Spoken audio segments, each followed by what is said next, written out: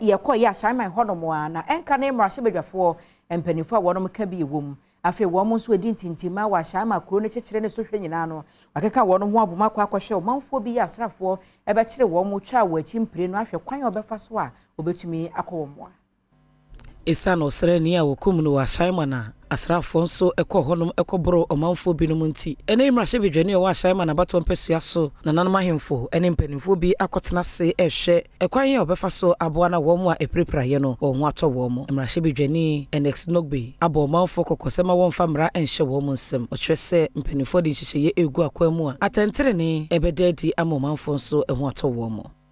Do not think he has come here because of you. Don't attack anybody. Just remain calm while we, the leaders, fight for you.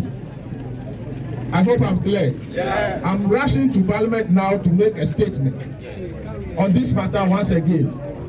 And again, the Defense and Interior Committee will be meeting, emergency meeting this morning on this matter. And so I can tell you and assure you for justice to come. And we are asking for compensation as well.